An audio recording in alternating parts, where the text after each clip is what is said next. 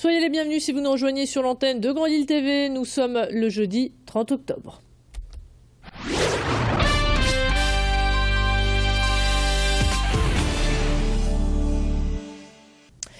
Et on démarre cette édition avec la venue de Jean-Claude Mailly au commissariat central de Lille. Le secrétaire général de Force ouvrière est venu à la rencontre des policiers pour écouter leurs revendications. En ligne de mire, on retrouve le manque de moyens et d'effectifs. Les policiers dénoncent des véhicules usés et ont également exprimé leur inquiétude quant aux manifestations qui deviennent de plus en plus difficiles à encadrer. Récemment, un jeune homme a trouvé la mort lors d'une manifestation contre le barrage de Sivens dans le Tarn. Et d'autres manifestations sont prévues dans toute la France ce samedi en sa mémoire. Pour Jean-Claude Mailly, les efforts réalisés jusqu'à présent restent insuffisants. Je vous propose de l'écouter. Il s'est confié au micro de Tanguy Lécluse. C'est vrai qu'il y a eu des effectifs supplémentaires, mais c'est toujours insuffisant. Tout le monde sait que les problèmes de sécurité ne sont pas simples, que les policiers ont toujours, à la fois ils ont une mission républicaine, je le rappelle toujours, hein, la police nationale, c'est une police républicaine. Hein, donc ils ont régulièrement des convocations, dès que quelqu'un écrit, il y a une pression qui est faite, ils sont interrogés entre guillemets par la hiérarchie, donc il y a vraiment une pression forte qui est faite. Alors il y a eu des effectifs supplémentaires, c'est vrai, mais les effectifs sont encore insuffisants, à Lille comme ailleurs. Dans cette édition, nous vous présentons une association qui mérite d'être connue. Leucémie Espoir 59 est né en septembre dernier sous l'impulsion d'Amor Abed, victime d'une leucémie en 1998 et greffé en 2011. Aujourd'hui en rémission, Amor souhaite aider les personnes qui, comme lui, vont devoir se battre et s'armer d'un moral en acier pour survivre. Les guérisons sont possibles, surtout quand on est bien entouré. L'association a donc deux objectifs, améliorer les structures d'accueil des malades greffés et soutenir moralement les convalescents une fois rentrés chez eux. Selon Amor, beaucoup d'associations sensibilisent sur le don d'organes, mais pas assez sur l'accompagnement. Je vous propose de l'écouter. Fanny Bourdillon l'a rencontré pour nous. Effectivement, il y a beaucoup d'associations qui sont axées sur la sensibilisation du don, quel que soit le don, mais pas forcément axées sur l'accompagnement des patients et leurs familles. Et moi, il me semble aujourd'hui qu'il y a une carence à ce niveau-là et que malgré tous les dons que l'on peut faire, je pense qu'il y a aussi des choses à faire vis-à-vis directement du malade et de sa famille. En tennis, Lucas Pouille brille en Master 1000 à Paris-Bercy. Après avoir battu l'Italien Fonini, le jeune Launois s'apprête à se frotter au plus grand.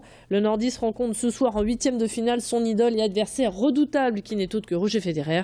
À 20 ans, c'est la première fois dans sa carrière qu'il atteint le 3e tour d'un tel tournoi.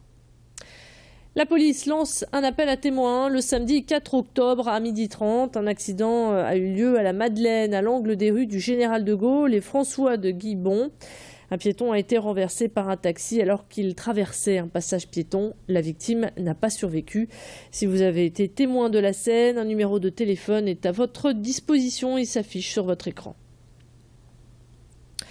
C'est le premier magasin de surgelés halal en France et il est basé à Roubaix. La Grand Rue accueille depuis fin juin cette boutique qui propose de la viande au dessert en passant par les légumes, uniquement des produits halal. Le Roubaisien Farid Mameri a quitté le service public pour se lancer dans cette aventure. Avec plus de 5 milliards d'euros, le marché halal en France est en plein essor. Un marché qui répond à la demande de 6 millions de musulmans. Tanguy Lécluse l'a rencontré pour nous. Alors en fait j'essaie de trouver, de faire un panier complet, c'est-à-dire on peut passer des légumes surgelés jusqu'au dessert, par exemple les tiramisu, les boissons. Ensuite on peut trouver tout ce qui est viande hachée, boulettes de bœuf, des plats préparés frais, des plats préparés surgelés et des accompagnements tels que les frites, les pommes noisettes ou le pain. En fait c'est créer tout un ensemble de produits pour avoir un panier repas complet qu'on peut emporter à la maison. Ce n'est pas forcément l'ami de vos dents, mais ils connaissent à chaque fois un grand succès. Il y en a de toutes les couleurs et pour tous les goûts. Acidulés, croquants ou piquants, les bonbons seront très demandés samedi soir. À l'occasion d'Halloween, nous vous emmenons à la découverte d'un magasin tourquenois qui ne propose que ses sucreries. Vous trouverez votre bonheur à coup sûr. L'occasion de faire plaisir aux enfants et de rappeler certains souvenirs d'enfance aux plus grands. Rencontre avec le gérant de cette boutique gourmande qu'on écoute au micro de Louis Caillé. Certains clients recherchent un bonbon spécifique. Donc pour cela, moi je travaille avec énormément de grossistes pour avoir justement une gamme très large. Des fois un grossiste pour un produit, ça m'arrive aussi. Et après, donc à moi de rechercher le produit que les gens veulent sur le magasin. Vous avez les 20-80 que tout le monde aime bien, mais vous avez aussi la spécificité de chaque produit. Un best du magasin, beaucoup de clients viennent le chercher. Le sachet de Tang, donc c'est un produit des années 80 qu'on trouve quasiment plus sur la région. Et donc c'est un produit que j'importe moi personnellement. Voilà, et on n'oublie surtout pas de se brosser les dents. C'est ainsi que s'achève cette édition. On se retrouve dans un instant du côté du ciel pour faire un point sur votre météo. A tout de suite.